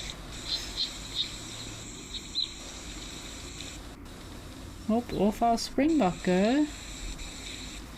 Shame, you think what the animals are eating here. Alrighty folks, well, let's head back to one of our other locations and see what's happening in Victoria Falls, Zimbabwe.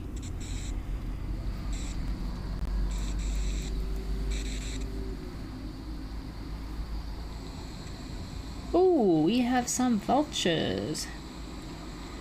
They look like they're cleaning themselves.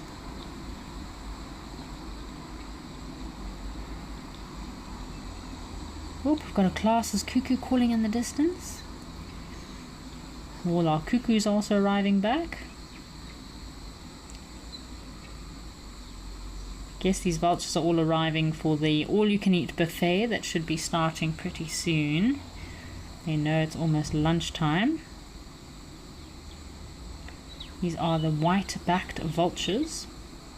We were talking about vultures and anting earlier. Oh, this is what this vulture could be doing right now. So these vultures patiently waiting around for a meal, seeing if they can find anything to eat. So of course white-backed vultures are one of the more common vulture species within Africa. And one of the least concern, although their numbers are still declining. So you see, just as we were speaking about the marabou stork and how the marabou stork doesn't have feathers on their head and neck, same with these white-backed vultures. They are lacking too many feathers on their head and neck, and that's to help them while feeding instead of hindering them from feeding, because it would be difficult to clean all those feathers if they've been sticking their heads into nasty bloody carcasses. So they can be found across sub-Saharan Africa, these white-backed vultures, normally occurring in savannas, open woodlands, as well as protected reserves, because these protected reserves are places the vultures know that they can come to, they'll be safe. They have safe water points as well. A lot of work has been done in the last couple of years to protect these vulture species on private properties, private reserves, by creating vulture-friendly and vulture-safe waterholes, as well as power lines. I know in South Africa, BirdLife South Africa has been very active with creating these vulture-safe zones, as well as covering the vulture caps. So on the top of the power lines, they'll have these protective caps on the top in order to protect the vultures so they don't get electrocuted. But generally, they're a medium-sized vulture. They're about 90 centimeters tall, that's including their tail, and they have about a wingspan of about 2 to 2.3 meters. And they get their name from the white feathers on their lower back, which we don't always see, but the minute they're flying or open up their wings, then it's a little bit more prominent. Oh, yep, this guy's having a good anting session here. Have a look. He's lying on his belly on the ground, and gave us a brief view of some of the white feathers on his back. So when these vultures are also soaring up in the air, you can see their underwings show quite a contrast between dark flight feathers and pale wing coverts. So quite beautiful in flight, these vultures. And they're patiently waiting for their meal. So these are obligated scavengers, unlike our marabou stork that is able to hunt and feed for itself. Vultures solely rely on carrion and carcasses to sustain their diet. Although they have an incredible sense of sight, They can spot carcasses from several kilometers away. And it's like a dinner bell. They can also see each other, so they're very aware of other vultures in the area. And the minute they notice a behavior of vultures going down to the ground, they know there's food there, and it almost rings the dinner bell for these vultures to come in and feed.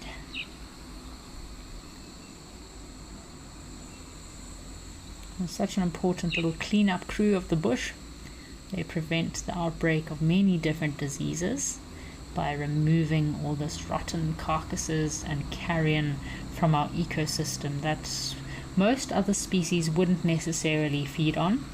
Yes, for example, our brown hyena can eat quite disgusting things, I must say. The more I've learned about brown hyena, I do love brown hyena. They've got very interesting characters and behaviors, but they do eat the strangest things, brown hyenas. They'll pretty much eat anything and everything, even very, very old pieces of meat that might not be touched, or dried pieces of skin. They might feed on that. So yeah, they've got to get food where they can. So this is listed as a critically endangered species by the IUCN, these white-backed vultures. And one of the major indicators or threats to these vulture species are obviously poisoning, the electrocutions and collisions with power lines. Loss of nesting trees is quite a big one on a lot of the big banks and rivers. And of course, decline in large mammals. So when you have a decline in large mammal populations, this reduces the food availability to these vultures. Oh, that sounded like a white-browed sparrowweaver. Lovely sounds of the bush. Oh, and we've got some warthogs coming to visit us.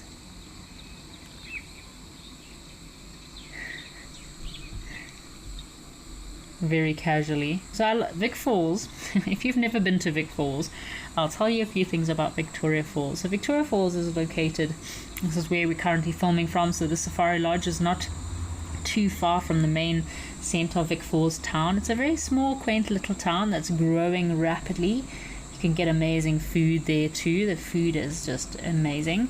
But in the middle of Vic Falls town, you'll have warthogs. There's some resident warthogs, very fat resident warthogs that live around town. So while you're walking around, it's a very safe place to walk around. As long as you're within town, I wouldn't recommend walking further out because it is located in a national park. So the animals do come and go as they please. And while you're in Vic Falls town, you can see warthogs. We've had zebra crossings in town. Impala sometimes come into town. The elephants make themselves at home as well. And the baboons also live in harmony with the people. Well, sometimes not so much harmony, but mostly in harmony. But yeah, it is a very wild place to live, I must say. You're literally right in the bush. So it's not like you drive for half an hour to get to the national park. You can literally take a drive, not even 2 minutes from the center of where everything is happening in Vic Falls, and you're already seeing buffaloes and elephants, and sometimes the lions are around. So very wild place to live, Victoria Falls. It's a very special place. It's amazing how these vultures, so they sight, so one vulture can spot a carcass up to 4 to 5 kilometers away. Isn't that crazy? And they have very strong stomach acid, so it's extremely strong and capable of digesting all this rotten meat, including meat that might be infected with things like anthrax or botulism, making them incredible little digesters. Thank goodness we need these vultures around. And they can soar for hours and hours without flapping, by using the thermals, and just like we spoke about with our black stork, these thermals do help them to conserve energy. Spicy Incov, yes, this is quite a nice chilled sighting to end the day off, our live at the waterhole. I'm loving hearing the sounds of the Class's cuckoo and those white-browed sparrowweavers in the distance. Glasses cuckoo is probably one of my favorite cuckoo species. They've got a very, besides the emerald cuckoo is my favorite of all the cuckoo species. Very emerald, bright green color with a bit of yellow, and of course our Glasses cuckoo is more mottledy and spotty with emerald little blotches. Very special once all those cuckoos start coming through. I know over in Sandringham, Amy's been having some Deirdre's cuckoo sightings. Alrighty folks, well, let's head across to Tembe Elephant Park, see what's happening over in South Africa.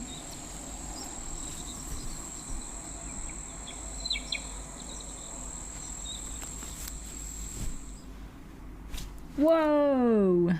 We've got an elephant pool party here in Tembe Elephant Park. Oh my goodness, I wasn't expecting to see that.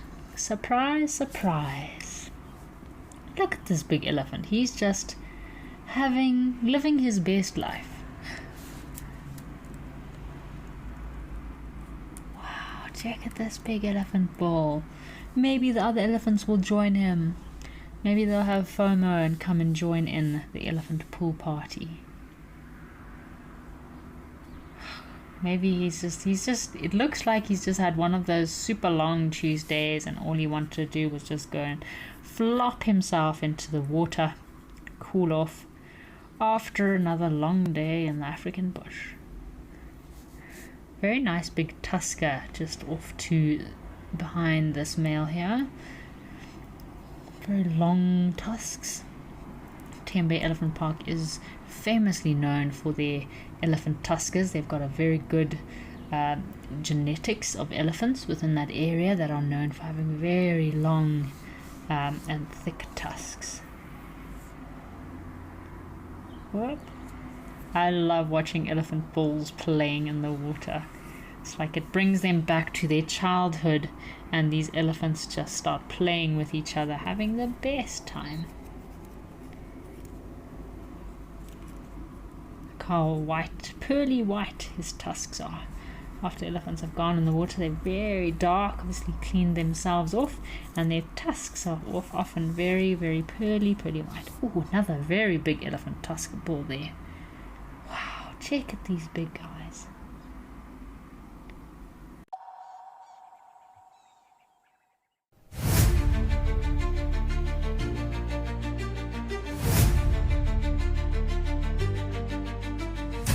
See you out on the safari. It could be a very exciting morning.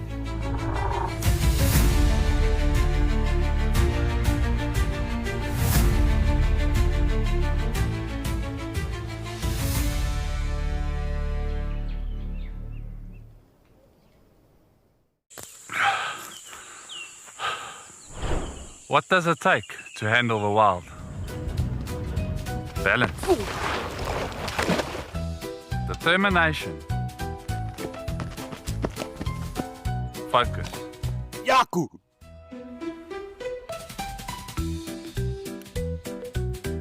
And gear that can take a beating so you don't have to.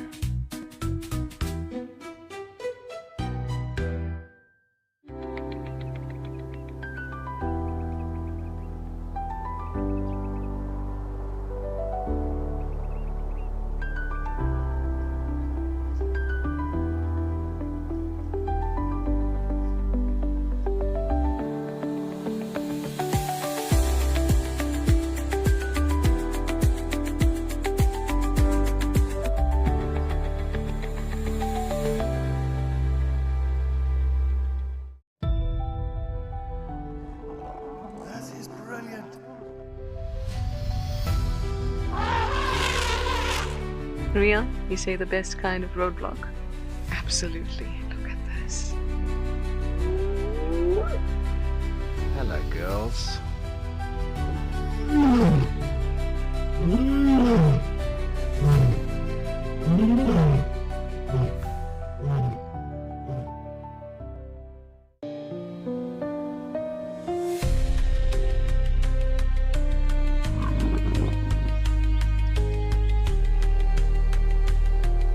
We are here with a male leopard.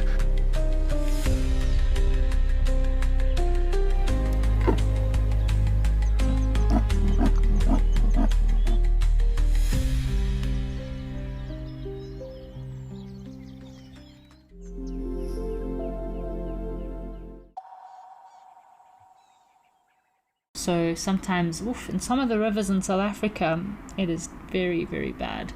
I know on Hartbeespoort Dam, they also have a massive infestation there of this water hyacinths.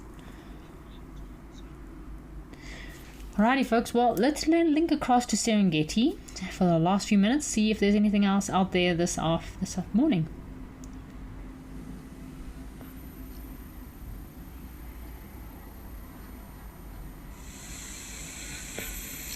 Ooh, have a look what we have here.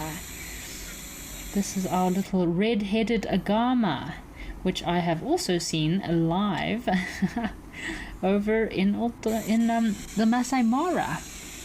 So red-headed rock agama, or also known as the Spider-Man lizard, and you can see why. Look at his interesting colors, and this is a great view. He's really showing off to us. Look at this guy. So you see the males are that bright iridescent blue with red. The females are a bit of a drab color. They're not as brightly colored as the males, and more of a grayish brown. The adults can normally measure about 12 to 15 centimeters from the tip of their tail to the tip of their nose, or in some big male species up to 30 centimeters. They're commonly found on these rocky outcrops, especially exposing themselves to the sun. So they really enjoy spending time in the sun, and they can be found across most parts of Kenya, from Nairobi and the Rift Valley to the coastal regions as well. And they are a diurnal species. The males are known for their very prominent little displays that they do. What a cute little guy, and he's actually one of my reptiles I found for World Reptile Awareness Day. So very grateful to those rock agamas, because we weren't having any luck with other reptiles. Sarah from the UK, yes, isn't this a cute little creature? Very cute. So interesting how the colors of these agamas do change slightly depending on their mood as well as the temperature. So they become brighter when they're excited, or if there's another male around, and then darker when it's cooler and when they're less stressed. Very dazzly little agama, isn't he? You are a pretty little male, aren't you? Now you do this push-up display. It's like the gym bunnies trying to impress the females. So you do these little push-ups to impress the ladies. They're real showstoppers. They'll feed on flies and small insects. He's looking out. Also a nice meal for a lizard buzzard or any small raptors or birds of prey. So normally, from my experience, when I saw these agamas, normally you have one little rocky outcrop, and he can have anything between 2 to 3 females that are normally occurring on the same little rocky territory that he might have. What an epic little reptile. Look at that skin of his.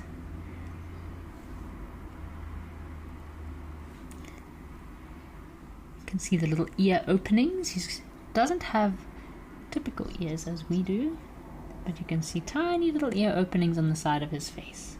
Wildlife Lady, I'm glad that you enjoyed your day with us today here live at the Waterhole. Wildlife Lady saying thank you to myself, the FC team, as well as all of our Zoomies out there. Thanks for joining us, Wildlife Lady. It's always a pleasure to be out and about, see what we can find. Alrighty folks, well, from myself and the rest of the Wild Earth team, I want to say a big thank you for joining us today live at the Waterhole. Don't forget to tune into our sunset safari, and also I will be with you tomorrow live at the Waterhole, so look forward to seeing you there. Have a lovely day, folks.